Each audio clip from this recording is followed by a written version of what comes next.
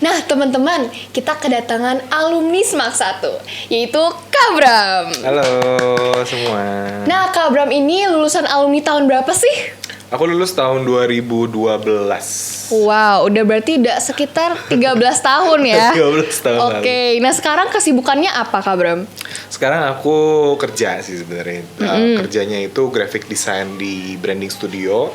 Kita namanya Thinking Room BTW. Oke. Mungkin kalau belum yang tahu, branding tuh ya mungkin bisa dibilang bikin logo lah ya, logo dan turunan-turunannya untuk berbagai bisnis lah gitu. Oke, nah sebagai alumni SMAK 1, ceritain dong momen paling terkesan gitu di zaman sekolah. Paling terkesan, sebenarnya berkesan karena hampir tiap hari sih. Jadi dulu tuh di kantin ada ibu-ibu yang jualan namanya ayam pedes. Oke, sekarang udah nggak ada tuh. Udah nggak ada. Tadi udah nyari di Iya, oke. mana nih ayam pedes. Dulu harganya cuma 8.000, terus ya Wow. hampir tiap hari makan itu gitu karena Oke. berkesan sekali. Oke, nah aku mau nanya, ada nggak sih guru favorit di SMAK 1? Guru favorit ya. Guru favorit dulu ada namanya Miss Wasti yang udah nggak ngajar di sini, tapi yang favorit tadi ada juga Bu Sugi. Benar. Bu Oh ya, Sugi yang ketemu. dulu jadi guru BK. Guru BK tapi bahkan nggak ngajar aku sebenarnya kayaknya dulu. Oke. Cuman ya kenal sering-sering ngobrol juga, dan ternyata Bu Sugi kepala sekolah sekarang. Oke, baru tahu tadi Baru ya. tahu Oke. tadi, ya. Nah, ada nggak sih tempat favorit di SMAK 1? Mungkin perpustakaan atau mungkin kantin ya tadi ya? Kalau aku senangnya di kelas sih. Wow. Jadi itu kalau- tuh ngapain di kelas? Makan, ngobrol. Jadi kalau lagi jam istirahat ya ke kantin beli ayam pedas tadi, terus makannya di kelas. Balik lagi. Oke. Sip. Nah, sekarang kita mau mulai nih. Bagaimana awalnya Kak Bram pengen banget untuk jadi graphic designer? Dulu sih sebenarnya awalnya nggak graphic design dulu. Awalnya Oke. tuh ilustrator sebenarnya. Jadi mungkin kalau tahu yang suka gambar lah. Jadi basically dari zaman sekolah juga emang seneng ngegambar. Jadi kalau ada buku pelajaran gitu-gitu ada gambar banyak ditambahin. Kadang-kadang kan Oke. coret-coret segala macem gitu. Mungkin awalnya dari sana. Terus setelah kuliah baru kenal tuh yang namanya ada yang namanya desain grafis nih, ada yang namanya DKV. Kalau sekarang mungkin di SMAK 1 udah ada ekskulnya ya bahkan. Ada ekskul dan LSP di cafe. Oh, nice ya. Jadi aku baru kenal DKV malah setelah kuliah sebenarnya, baru fokus ke Oke. sana tuh gitu. Berarti pas sekolah mah belum ada tuh cikal bakalnya gitu. Lebih ke seneng gambar, seneng Oke. art lah ya bisa dibilang. Berarti ekskul tuh dulu atau seneng aja gitu sendiri? Kalau dulu tuh kalau nggak salah bisa pilih antara seni rupa atau seni Benar, musik. iya sampai sekarang ya. Oh masih ya?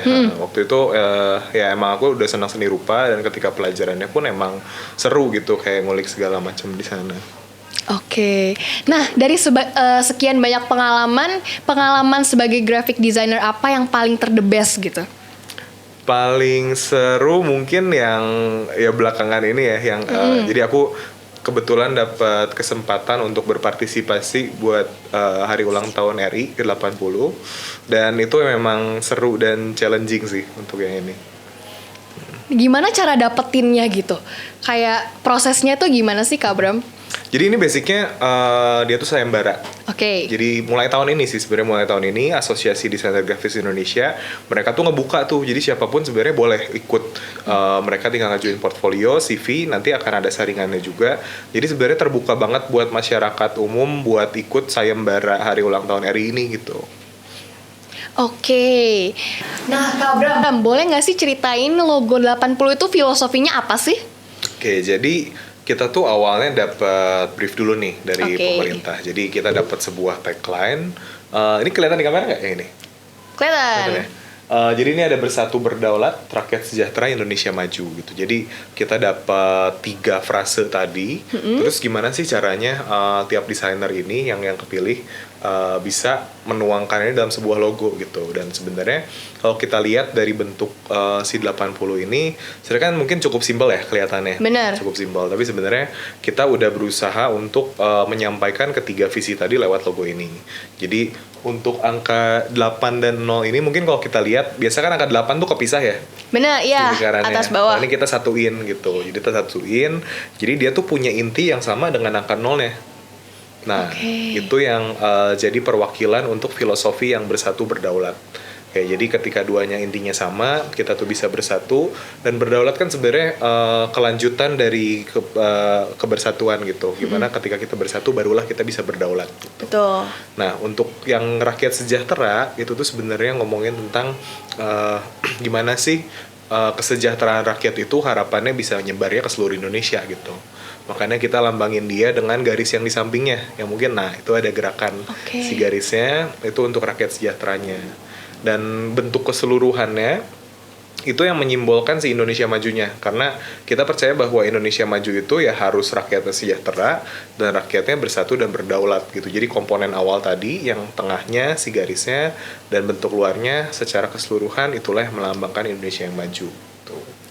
Wow, berarti dalam banget ya filosofinya, nggak cuman angka jebret gitu ya. Yeah. Nah, kalau untuk pemilihannya tadi kan mungkin ada seleksi ya katanya ya. Nah, itu betul. gimana tuh Kak Bram? Oke, jadi sejak tahun ini yang logo yang ke-80 ini Asosiasi Desainer Grafis Indonesia atau ADGI, mereka tuh buka open call atau sayembara terbuka. Oke. Jadi kalau dari tahun 71 sampai 79 mereka close call, sayembara tertutup untuk member-member ADGI. Untuk tahun ke-80 ini mereka buka nih. Jadi basically seluruh orang siapapun di Indonesia ini yang ngerasa kayak oke, gue punya ide yang bagus nih untuk logo 80 ini gitu. Mereka bisa submit portfolio dan CV mereka yang nantinya akan disaring juga nih oleh si ADGI tadi. Dan waktu itu ada sekitar 240 orang yang apply dan dari sana disaring menjadi 5. Nah, 5 orang ini inilah yang mengajukan opsi alternatif desainnya gitu. Kira-kira logonya gimana sih dari tema tadi gitu. Oke, berarti tadi yang dari 200 itu baru CV doang tuh, baru sebelum 80 ini ada. Oke, baru setelah itu ada 5 baru bikin. Iya, baru 5 ini bikin dan diseleksi. Dari situ barulah kita waktu itu prosesnya 3 minggu. 3 minggu ini kita ngobrol terus nih sama si asosiasi tadi, ADGI tadi. Jadi ada diskusinya? Diskusi sama mereka. Karena mereka tuh udah selama 10 tahun ini kerjasama sama pemerintah. Jadi dari pemerintah mau mengadakan ini, ADGI fasilitatornya. Jadi udah kerjasama terus. Jadi mereka tahu nih kira-kira sebenarnya yang dibutuhkan tuh yang kayak gimana sih. Yang cocok untuk ya hari ulang tahun dan segala macam, mereka yang paham. Jadi kita tektokan sama mereka terus ngobrol. Dan setelah itu barulah kita bikin sebuah presentation deck. Kita bikin presentasi yang ngasih tahu ini tuh konsepnya apa sih, cerita di baliknya apa, filosofinya gimana, penerapannya kayak gimana. Itu waktu itu kita present ke Kemensetek dan Kemenekraf, Kementerian Sekretariat Negara dan Kementerian Ekonomi Kreatif. Gitu. Dari setelah itu baru kita setelah present 5-5-nya tadi baru kepilih 1 dan waktu itu barulah kita maju ke tahap selanjutnya, yaitu bikin pedoman. Ada revisi lagi. Tapi tetap udah ada tuh 80-nya. Udah ada, logonya udah sesuai yang konsep kita awal. Tapi sekarang challenge-nya gimana sih si logo ini tuh bisa diaplikasikan oleh seluruh orang di Indonesia gitu. Ketika mereka bikin spanduk ada panduannya, bikin billboard ada panduannya. Bahkan misalkan ketika orang bikin mural nih di tembok misalkan, ya proporsinya tuh harus kayak gimana sih, bulatannya segede apa dan lain-lain gitu. Kak Bram ini memperoleh banyak banget dan ada beberapa awards. Penghargaan mana yang paling memorable atau mungkin yang tadi? Yang tadi memorable sih.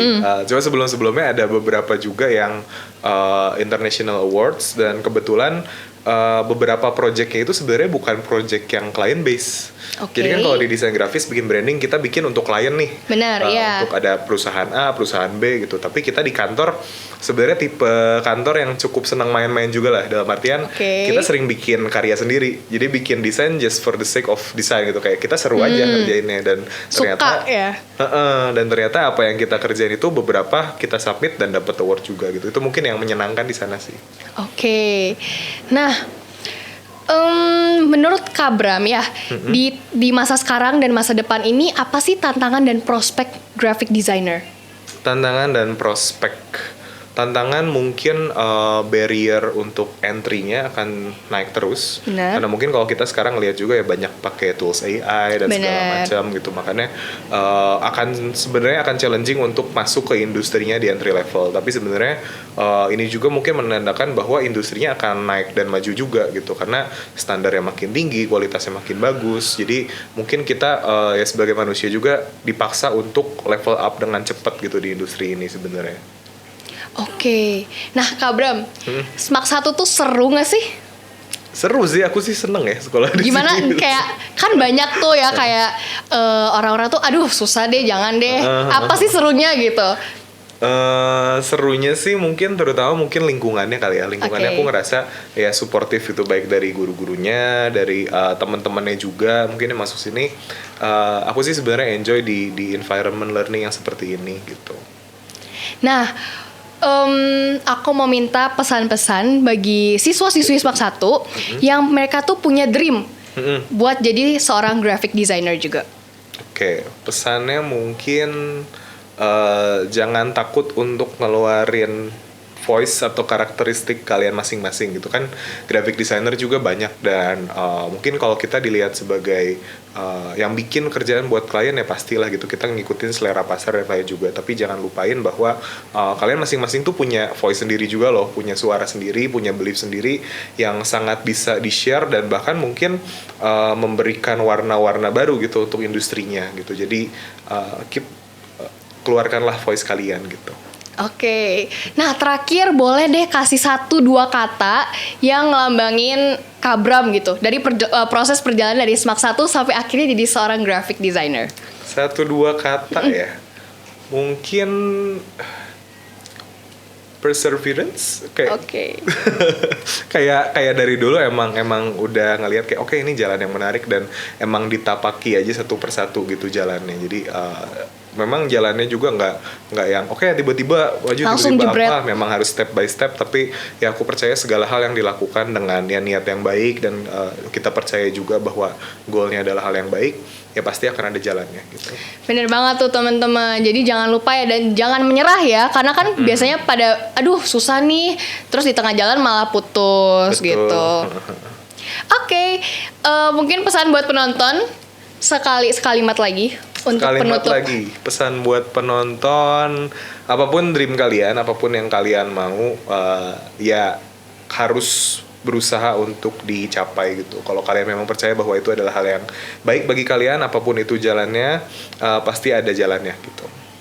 Oke, itu ya guys interview pada hari ini. Semoga kalian bisa dapet cerahan dari Kak Bram. Semoga kalian juga bisa, mungkin yang punya dream untuk jadi graphic designer, bisa mencapai hal itu. Oke, terima kasih Kak Bram. Oke, thank you, Ca.